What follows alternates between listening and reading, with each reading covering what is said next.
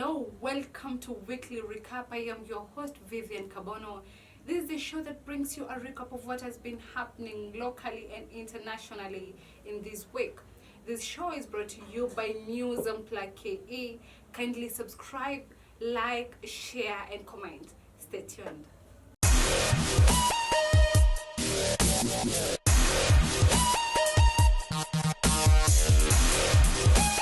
Hope your week was good and so was mine. So if you want to get all the stories that you cover, you can check our page at NewsunplugKE. Please go check out our page and you can get all the trending stories that has been happening. So on to our first story. The DCI have arrested 8 suspects that were concerned with the mega scam of US dollars 439 trillion. So these 8 suspects, who are 6 men and 2 women, allegedly contacted 2 foreigners who are from the Netherlands. So the scam involved a shipment that was supposed to come from the Central Bank of Togo and was supposed to be shipped in Dubai. So allegedly, a person who said that he was a custom officer contacted these foreigners and told them that the shipment had been shipped to Kenya for easier transfer to Dubai. And he told the foreigners that there were custom duty of US dollars 36,000 that they were supposed to clear before getting the shipment. So the foreigners boarded a plane at the Jomo Kenyatta airport and they arrived so that they could clear the money or clear the custom duty. And when they arrived, what was unknown to the suspects is that the DCI had gotten a link about, a hint about what was going on, and they tracked them. So they were taken to the warehouse which was supposed to happen, or where the business was supposed to happen, and that is where the 8 suspects were caught. So allegedly, the case is going on, and I really hope that everything will be okay. And the foreigners are also being, they expected to shed some light on $439 trillion. That's a lot of money. So what business was going on, and why was the money being shipped, and what was going on? But hey, seems that conning is a major aspect in our today's life, so be careful and tell us, have you been conned before, or what do you think about this? Was it okay for the foreigners to have such kind of amount, and was it okay also for Wakenya wetu kuamua, unajua aje hizi pesa pia sisi lazima tu share? So what do you think? Talk to us and tell us. On to our next story. So El Nino has been hitting the headlines over time, and it's sad that it's continuing to happen. Though according to the forecast, they're saying that especially in this weekend, the rains will subdue, not unless in the northeastern parts and other parts where the rains will still continue. So in Mombasa, houses were submerged and the vehicles were, like, there was havoc in Mombasa. Jamani watoto wa Mombasa, jamani mvua imenyesha tu kila mahali bana, hakuna amani. So what was happening is that there has been rain and everywhere is flooded. In fact, in Bamburi water was at the knee level. Yani maji yanafika kwenye magoti, wewe mwenyewe watembea hata huwezi piga magoti bana. Sijui walikuwa wapiga vipi sala, ila there was a lot of water in Bamburi. And even in Bamburi Mwisho, according to boda riders and according to matatu owners, is that there were even no customers because who's going out with the rain? And according to a boda rider, he was saying that he opens his business at 6 a.m. and on Wednesday, on this week, he got his first client at 8:30, and by 8:30 he has made almost 600 shillings. And in these tough economic times, we need to be working. Matatu owners, especially at Bamburi Mwisho, were also saying that there are no clients, though the fare has hiked. So I am hoping that it will be well. Though according to the forecast, just like I had said, the rains will reduce, but in the Rift Valley regions and the northeastern regions, the northeastern region is a dry place, so it is expected to be dry for a little bit, according to what they are saying. But in places like coast, the rains are going to continue raining. So we pray that the rain might be a rain of blessings, showers of blessings, but we need to stay warm, we need to walk with our umbrellas, and all the best. Kwenu kunanyesha? Is your place raining? Tell us, what do you think are the measures that we're supposed to take to prevent ourselves from colds and any kind of diseases that come with the rain? What do you think? Anyway, moving to our next stories. It's so sad about how families always have some issues. And I know what we know mostly is about sibling rivalry, but what about a parent-child rivalry? So in Eastlands, a woman has been arrested because of causing or because of disrupting peace. So this woman is Esther. Esther is 29 years of age. So she lives with her mother, who is Susan, and allegedly Susan asked Esther, her daughter, to bring her some goods to the some vegetables to where she sells her vegetables. She must be having a grocery, and Esther came 1 hour later, and she was drunk. She was drunk, and she asked for her mother, allegedly, 100 bob. And Susan didn't have that 100 bob. So Esther, who was drunk, zake zilikuwa zimeshika, zake zilikuwa zina nice, alikuwa anaona tu mamake ni kama age mate yake. Hey, so she started causing drama. Ametusi mama yake, like it was just drama on drama in Eastleigh. And she started abusing her mother. Can you imagine, because of 100 bob? Hey, our mothers go through a lot to just bring us up, and I know sometimes people might be traumatized, but hey, let us respect our mothers. Unajua inasemekana, a child's blessing is with the mother, and also uchungu wa mwana aujuaye ni mamake. Kwa hivyo jamani, tuwaheshimu wazazi wetu bana, hata even if you're drunk or whatever, let's respect our parents. And this also happens last month, where there was this lady who, her mother is called Jane Muthoni. So I think it was Wamboy. So Wamboy also started abusing her mother and threatened her and even beat her mother up.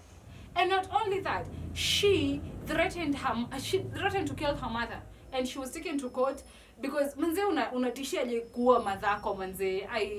Manze, let's be serious. How do you just go claiming that your mother is just anything and you just try to do whatever? Let us respect our mothers. Or what do you think? As much as we might be having some quarrels with our mothers, I think we need to know our position and respect these people, because these people go through a lot to bring us where we are, okay?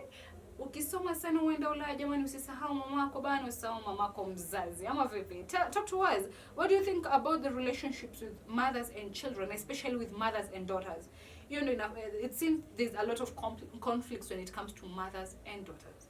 Anyway, so before we go on a short break, the police in Bungoma, not Bungoma, Baringo County have arrested a bandit who has been on this, who has been wanted for the longest time. So Lonyanga Pula or something. Yeah, it must. He has a very complicated name, but he's the fourth bandit who has been arrested, and this man has been on the search for like 4 years. Like the police have been trying to get him for the last like 4 years.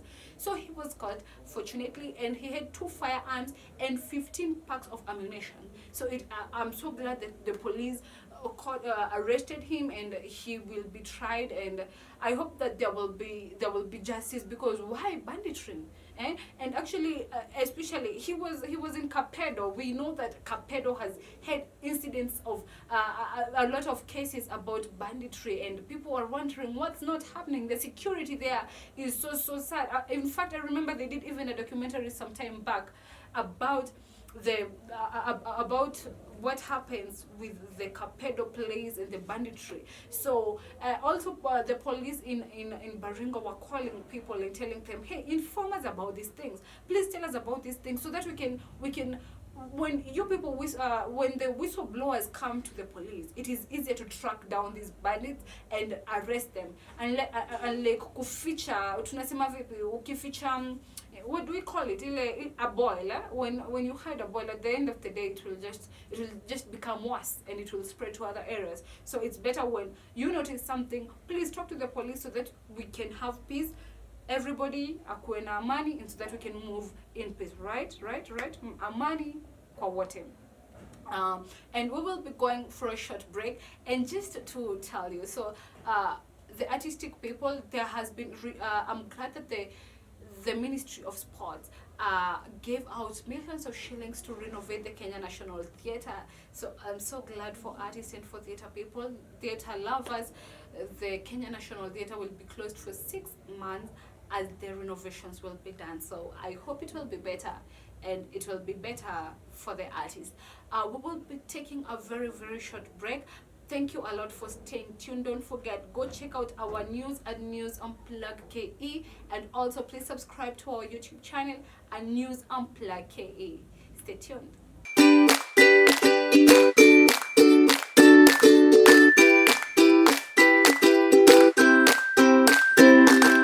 Welcome back. I hope you're good. I hope you've subscribed by now, right? You have rushed and watched out our content on NewsunplugKE. Thank you. On to our next story. A Mathare man has been arrested after impersonating the ID. So it happened that Joseph Njiru was a senior worker at the NRB, that is the National Registration Board, and he allowed a man by the name of Mohammed Alamayo, who brought a fake ID, to be used so that he could get his original ID. Like, you know, the way when you go to get ID, you have to have another ID, kwa labda mzazi wako or your parents or your, you know, so a witness or somebody. So this Mohammed had taken an ID of a woman who was in Murang'a County, and he claimed to be the son of that woman. And so he was given the ID that was reading Simon Kimani from Murang'a County. But allegedly, of course, Mohammed is not from Murang'a. He's a Burji from Moyale, Marsabit County. So when the case was checked into it, the police noticed that Mohammed was actually not Mohammed. Mohammed, who claimed to be Simon, was not Simon, but was Mohammed. And the one who had issued the ID was Njiru. So Njiru was arrested, and Mohammed as well. And it seems that this has been going on for a minute, because Simon was arrested together with other accomplices in the case. So hey, I know the fees for the ID have been increased, but they were checking, by the way, they were checking out and saying that we will reduce the 2,000, because about on a complaint about 2,000 for ID. People are no longer working with IDs, by the way, because you're fearing to lose your ID. Anyway, so Simon was arrested together with Mohammed because of impersonating a different person. Okay. And by the way, the woman whose ID had been lost, and the one that we used to get this fake ID, is a witness on the case, and she said that she lost her ID only to find that it was used for a crime thing. So I hope all will be well. And hey, don't try doing some scandalous things. Utashikwa jamani. Serikali ni msumeno, ina meno marefu sana, tena inakata. Serikali ina mikono mirefu, inakata mbele na nyuma, haibagui bana. Anyway, so moving to our second last story of the day. Why am I happy in this case? So Peopleonvi Estate, the tenants, or the residents there, have been asked to vacate. So this is after the land started to collapse, after the excavators continued to dig deep, and the foundations of many houses became loose. So the city hall has to blame, or the national government is to blame, because why did they give a go ahead for the second developers? There were people living there already. There were structures that had been put up there. But when you overdeveloped a place, it's gonna be bad, right? Anything that deals with land, like if you're a farmer and you put too much fertilizer, the land loses its value. So when you overdevelop a land, it loses its value and it becomes very weak. So it started, by the way, ilianza kubomoka, kuporomoka, and it is no longer safe for these people to live there. So they have been asked to move and move out of the place, and everybody's complaining. Moving is a very expensive thing, and it is tough, which brings to another story. You remember the Mavoko thing that was happening? So the government has said that they will not compensate the Mavoko people, and they should ask the people who are in charge, the agency that was in charge of selling them the land, to compensate them. So the government imejitoa, imesema we were not involved, we didn't sell you the land, so hey, rudini kwa wenye waliwauzia land and tell them to give you your money. It's sad, but I hope the Peopleonvi Estate people will be okay.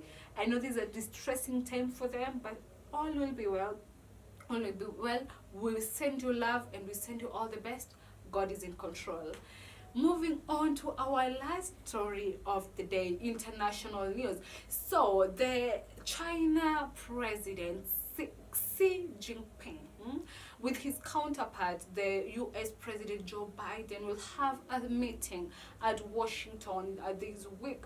And it is a summit that will be involving a lot of countries, 21 countries.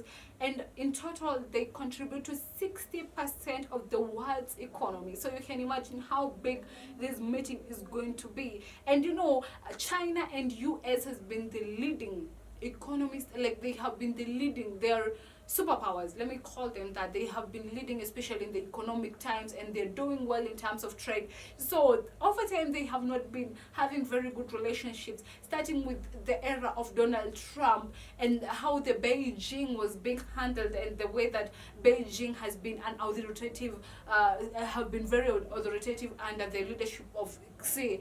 So they will meet and they will talk about things, and they will have very intense conversations about how to go forward and about how to be allies and how to help each other in the business. This also, what they will also be talking about is the move by China to develop third world countries, especially. Let's talk about Kenya.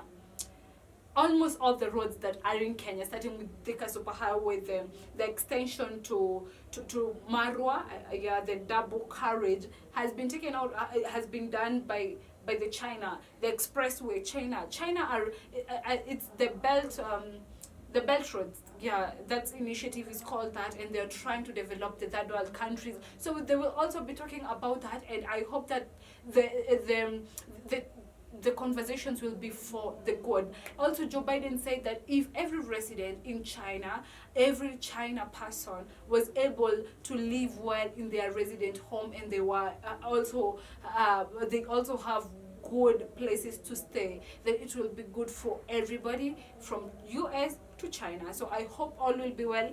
And Yemeni, it feels good when leaders, especially international leaders, are coming together for the good of everybody. So I'm so glad, because even China and US they are good allies of Kenya, and they support us a lot. So it is good when our allies are doing big. Thank you a lot for being together with us until this point. I do not take it for granted. Thank you. Blessings, blessings, blessings. My name is Vivian Kabono. You can check me across all social media platforms at ViviCabs. And this show is brought to you by NewsunplugKE. Kindly do subscribe to our YouTube channel. Like, share to your people. Tell them, hey, you've not watched the news this week. Come and see this video, and you'll get everything that has been happening. So do share and turn on the notification bell, please. And also, you can follow us as well across all social media platforms and NewsunplugKE. Thank you. Do have a nice week ahead. Blessings.